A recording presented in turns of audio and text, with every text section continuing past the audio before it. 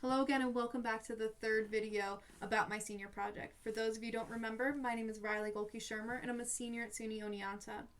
For the past semester, I've been working with some Girl Scouts, teaching them about the Albany Pine Bush and about the endangered species that live there. This third video is going to be about the first workshop I ran with them, in which we went for a walk in the Albany Pine Bush and I got the kids interested about the ecosystem and the species that live there, so that in the next workshop, they got excited about trying to help protect the land. I hope you enjoy this video and you find it informative, and maybe you run this with your own group of kids. The first day of the workshop was going to be based around going on a walk through the pine bush. I teach them about the different plants and the species that live there and help them identify different tracks and try and spot different animals and stuff. Of course, when I was working on this workshop with the Girl Scouts, it was during fall, so we weren't going to see any Carter blue butterflies, but that doesn't mean I can't get them interested and go out with them again in the spring. In this video, I will be telling you about the workshop I planned and give you all the resources that you could run it with your own Girl Scout troop or Boy Scout troop or just a group of kids that you're working with. Maybe this is a good resource for teachers that are just teaching the kids about the land that they're living in. I hope that this provides some great information as well as some good teaching skills for you to implement in with your own group of kids that you're working with. So for this workshop, it really focused on going and taking the kids out into the Albany Pine Bush. And the idea is that we would go for a hike. Now, of course, depending on the age range and the ability of the kids you're working with, there are a couple different hikes that I recommend doing with those types of kids. So if you've got some older kids that are down to go for a little bit of a longer hike, my personal favorite one to take those older kids on would be the Yellow Trail. It's 2.6 miles and offers a lot of diversity in the types of ecosystems in the pine bush that you would be seeing. You get to see some of those marshlands, you get to see more of those scrub oak areas, and you get to also get a little bit of a workout. You are going up and down those sand dunes.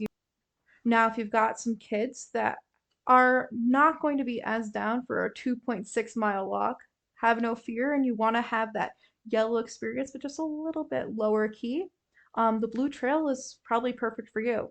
That's 0.9 miles and has a lot of that elevation change as well, and you get to see some of that really great ecosystem, but just a shorter walk, and it's great for if you have children that are not going to be as interested in the hiking aspect of it. The hike I planned with my Girl Scouts was going to be taking the Blue Trail. The kids I knew I was going to be working with were probably not going to be as interested in doing a 2.6-mile hike, but I wanted to make sure they got the full experience of the ecosystem and of the sand dunes, because some of those other trails not in the area right by the Discovery Center don't have as many of those fun sand dune experiences where the kids can actually see a lot of those shrub oaks and pitch pines being the main vegetation of the sand dune areas. So I have activities for them. We had bingo cards, as well as I have some educational pamphlets about the Carter blue butterflies. So we would be teaching about the Carter blue butterflies, as well as having them try and identify the items on their bingo sheets in the natural environment. Another fantastic resource for pamphlets or activities is the Albany Pine Bush Discovery Center. At the Albany Pine Bush Discovery Center, they have this wonderful pamphlet that can bring you on a guided tour, sort of the Yellow Trail right by the Discovery Center. While I did have that pamphlet with me on the hike, the unfortunate thing is we weren't doing the Yellow Trail because the kids were definitely going to be better suited for the Blue Trail. But it is a really great option if you were taking older kids or kids that would be down for a little bit of a longer hike. Now, I also had scheduled a longer time for this hike in the hopes that I could scope it out a day in advance and see if I could find any spots that had been recently the location of one of the prescribed fires. I was unfortunate in not being able to scope that out ahead of time, but that is something I would definitely keep in mind. And I suggest that if you're running this with your own group of kids, going into the Discovery Center maybe the day before and asking, hey, where has been the most recent prescribed burn activity? It would be super beneficial to the kids to actually see what that looks like afterwards, as well as understand that it's a part of the natural ecosystem of the Albany Pine Bush.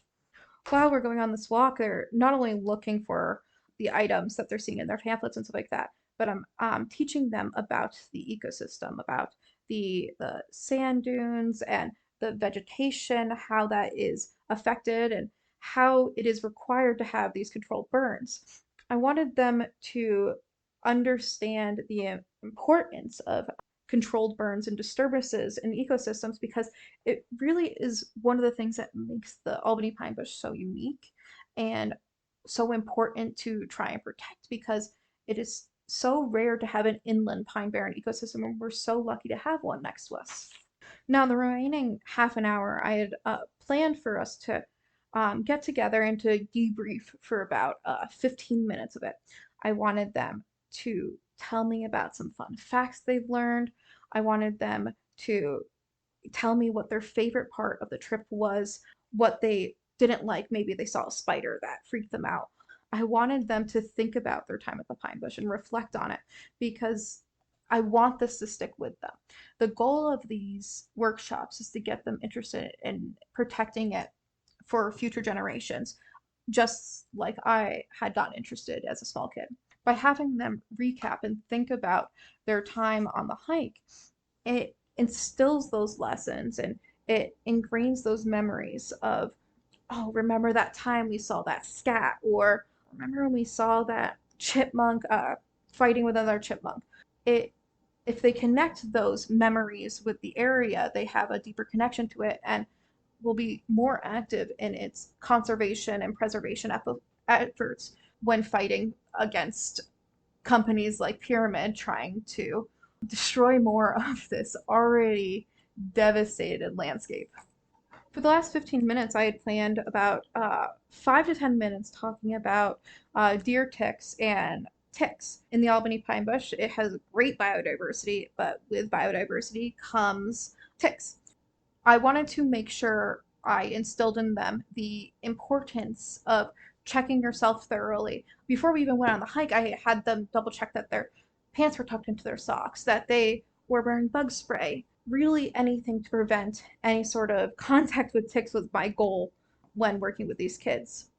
If you're working with a group of kids, what I recommend is inside the Albany Pine Bush Discovery Center, they have some pamphlets on ticks. They're an interactive, fun pamphlet that is a great way to teach kids about ticks. When I had planned and gone ahead of time to the Albany Pine Bush, they didn't have enough pamphlets for me to take many, but I did have one pamphlet. I went through it with the kids, teaching them about how to properly identify them, how to get a parent to help get them off, and how you should get tested for Lyme.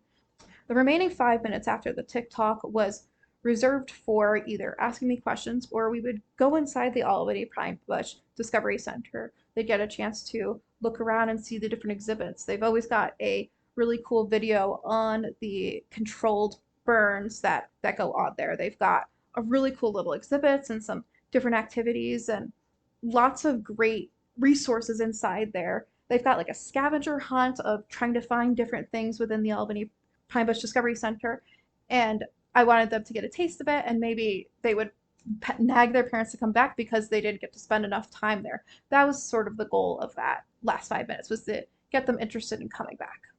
Since this was the only day we had planned for the outdoor hikes, it was unfortunately the only day we're going to be at the actual Albany Pine Bush.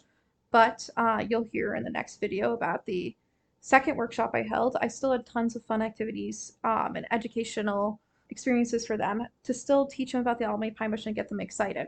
I wish I had the ability to bring them a second time. The only downside is in the fall, it gets pretty cold pretty quickly. And that's one of the downsides about my project, was not being able to do it in the spring. I highly recommend that if you're running these workshops, you do hold them in the spring. So that way, not only will you get a chance to see those Cardinal blue butterflies, but even if you don't get to see them, you'll get to see the blue lupine, you'll get to see the luscious green scrub oaks and the ferns all spread out all over these barrens. During the fall, it's a little more brown, it's a little less exciting, but that doesn't mean you can't make it really fun. If you end up doing the workshop in a similar way that I had with having the day outside and the day inside, I recommend doing the day outside first. The reason for that being is when you're going through the indoor activities and they're seeing stuff on the activities, they're remembering their times out in the pine bush. They're remembering those good experiences. And once again, cementing in their minds how fantastic of a place the Albany Pine Bush is. The kids really do have a fantastic time with us. This is the most rewarding part of these workshops. So enjoy it. And I'll see you in the next video with the next workshop.